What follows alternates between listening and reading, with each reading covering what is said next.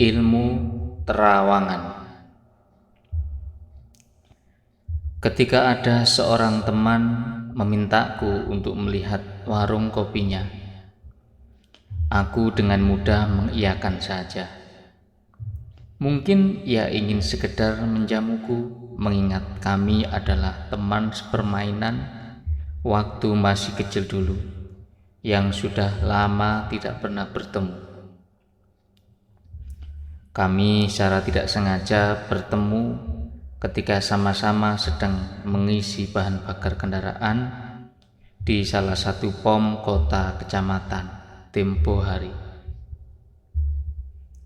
Dengan perasaan cukup senang karena memang sedang tidak ada pekerjaan, aku memacu motor bututku dari rumah sekitar jam setengah 10 pagi. Karena menurut cerita temanku itu, warungnya baru dibuka jam 10-an. Cukuplah waktu setengah jam agar bisa lebih santai di perjalanan menuju warungnya yang sebenarnya hanya membutuhkan waktu 1/4 jam saja. Warung milik si Subhan, nama temanku itu, berada di perbatasan kecamatan, berdiri di bawah pohon randu yang rindang. Sekilas warung itu cukup terlihat tidak biasa. Ya, bisa dikatakan agak suram yang mendekati serem. Itu mungkin karena temanku tidak hobi memangkas dan membersihkan rumput dan ilalang yang menurutku sudah terlalu rimbun, serta cat warungnya yang sudah mulai mengelupas. Tidak sulit aku menemukan warung si Subhan itu, karena memang terletak di jalanan yang biasa aku lewati ketika setor besi bekas ke pengepul. Namun karena tidak tahu kalau pemilik warung itu temanku sendiri, jadi sangat jarang mampir. Pernah sekali mampir ngopi, itu pun yang menjaga seorang perempuan yang sepertinya istri si Subhan. Setibanya di warung, sepertinya Subhan sudah menungguku dari tadi. Terlihat dari kopinya yang tinggal separuh cangkir dan beberapa puntung rokok berserak di bawah cikrak depan warungnya. "Wah, Pak Ustadz sudah datang." Subhan menyamaku lebih dulu sambil beranjak dari kursinya. Kulihat ia tersenyum lebar seperti seorang anak pesantren yang disambang orang tuanya. "Ah, Ustadz apa Sub?" Aku mengelak sambil menuntun motor ulungku ke samping warung untuk kuparkir. Kami berdua pun bersalaman dan sejurus kemudian ia mengajakku masuk ke dalam warungnya. "Sudah lama menunggu ya?" Aku memulai bertanya untuk basa-basi. "Ya begitulah Ustadz," jawabnya sambil senyum-senyum. "Sekali lagi panggil aku Ustadz, aku pamit pulang loh Sub." Setengah bercanda aku mengancam.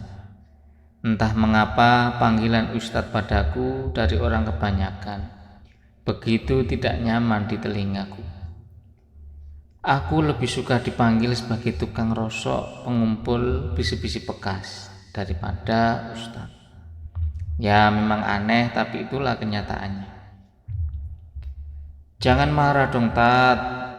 Kang Mat," canda Subhan lagi. Kami berdua pun larut dalam tawa keakraban. Istri Subhan tampak mengantar secangkir kopi, sepiring ubi goreng, dan beberapa jajanan pasar lainnya. "Aku ndak ngerti kalau sampean ini ternyata masih temannya Kang Subhan. Kalau tidak salah pernah ya sekali atau beberapa kali ngopi di sini." Istri Subhan membuka perbincangan dan menyodorkan suguhannya di depan mejaku. "Sekali kok Mbak Yu," jawabku singkat sambil mengambil satu kerat ubi goreng. Bagaimana, Mat? Menurut penglihatanmu tentang warungku ini? Subhan bertanya dengan nada serius. Ya, baik-baik saja. Aku menjawab sekenanya saja sambil menuang kopi panas di atas lepek. Nah terus kira-kira apa benar, Mat, jika warungku ini memang ada yang menutupi? Subhan mengejarku dengan pertanyaan. Menutupi? Maksudnya? Aku masih belum nyambung dengan apa yang dimaksud Subhan. Kusempatkan menyeruput kopi di atas lepek. Iya, Mat, kemarin ada orang tua yang datang ke sini.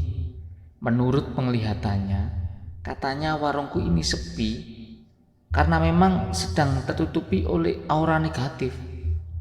Orang itu juga mengatakan, jika ingin kembali laris, maka aku harus menemuinya. Ia lalu memberiku alamat tempat tinggalnya.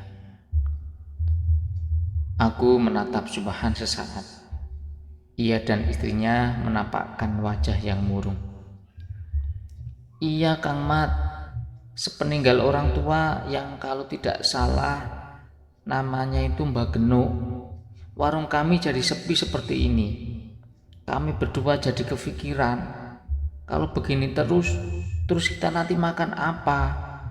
Istri Subhan nampak berkaca-kaca. Aku jadi teringat kata-kata Subhan tempo hari ketika bertemu di pom. Ia memang meminta aku datang untuk melihat warungnya. Kukira hanya berbahasa basi saja, sekedar menawariku berkunjung ke warungnya. Ternyata maksud melihat yang diutarakan Subhan adalah semacam menerawang. Sebenarnya kami berencana ke rumah Mbak Genu untuk meminta pertolongannya. Tapi kami kok ragu-ragu. Istri saya kok katanya takut.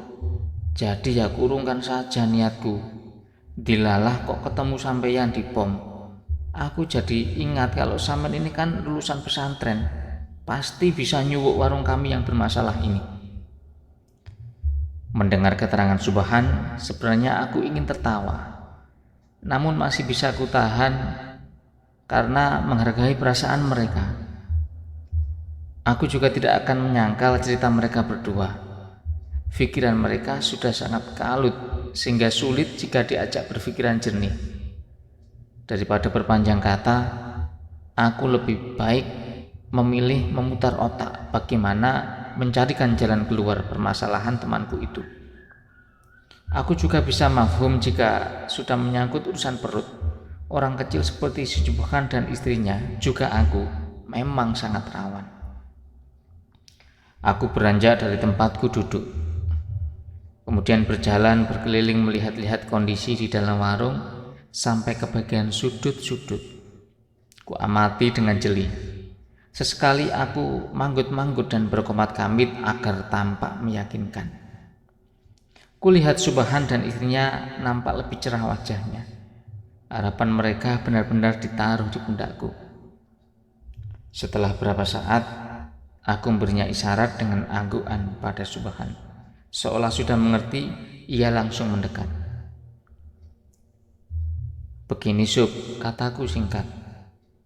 Iya Mat, bagaimana hasilnya? Subhan sudah tidak sabar mendengar hasil yang menurutnya sebuah penerawangan. Insya Allah warungmu sudah tidak ada masalah. Jadi sudah dibuang tak Kang Mat aura negatifnya? Istri Subhan memotong keteranganku. Aku tersenyum dan mengangguk saja. Kalau saya lihat, aku melanjutkan sembari menyeruput kopi yang tidak panas lagi. Warungmu ini perlu direnovasi kembali, catnya diperbarui, kursi-kursi yang sudah mulai reyot kamu perbaiki, terus ada beberapa genteng yang tampak bocor, sebaiknya kamu ganti saja. Iya Mat, terus apakah ada wirid-wirid yang harus kubaca agar warungku tambah laris? Masalah wirid sebenarnya tergantung dari si pembacanya, harus istiqomah. Aku kasih banyak nanti malah kerjaanmu tidak mulai-mulai. Perbanyak saja istighfar dan sholawat. Jangan sampai meninggalkan sholat 5 waktu. Syukur-syukur kamu bisa berjamaah berdua, malah akan lebih sip lagi. Jadi itu saja Kakang Mat? Tanya istri Subhan. Iya, ndak usah banyak-banyak, jawabku setengah bercanda. Mendengar keteranganku, Subhan dan istrinya sepertinya senang sekali. Wajah mereka lebih nampak berseri. Melihat mereka seperti itu, hatiku pun ikut senang. Setelah aku rasa cukup, aku berpamitan. Mereka berdua mengantarku hingga ke parkiran motor. Tampak istri si Subhan memberiku bungkusan sebagai rasa terima kasih. Dan Subhan nampak menyelipkan sebuah amplop di sakuku. Aku menolaknya. Mereka berdua bersikeras memaksaku menerima pemberian mereka. Setelah aku berikan sedikit penjelasan, akhirnya yang kubawa pulang hanya bungkusannya saja. Segera aku starter motor ulungku. Sebelum pergi, aku juga berpesan pada Subhan untuk membersihkan rumput dan ilalang liar di depan dan di samping warung yang sudah mulai lebat. Mereka berdua mengucapkan terima kasih berkali-kali. Dalam perjalanan pulang, entah mengapa hatiku juga merasa lega. Bukan karena aku berhasil dalam menjalankan misi penerawanganku, karena jujur saja aku tidak tahu menahu soal ilmu-ilmu seperti itu. Di pesantren yang banyak aku pelajari dari para kiai adalah ilmu mengaji, belajar sungguh-sungguh untuk ngalap ilmu yang manfaat dan barokah. Adapun tentang apakah besok warung kopi si Subhan menjadi laris atau tidak, semua aku serahkan pada Allah Ta'ala. Menjadi hal terpenting ketika aku sudah berhasil mengajak mereka yang pada dasarnya juga mengajak diriku sendiri untuk bisa lebih berserah pada sang penguasa takdir manusia. Aku yakin segala sesuatu yang terjadi dalam kehidupan ini tidak luput dari kekuasaannya, pun tentang hal-hal gaib dan sejenisnya. Asalkan kita menempatkan diri pada titik kepasrahan yang paling pasrah padanya, semuanya akan baik-baik saja. Lamongan, 22 Januari 2019.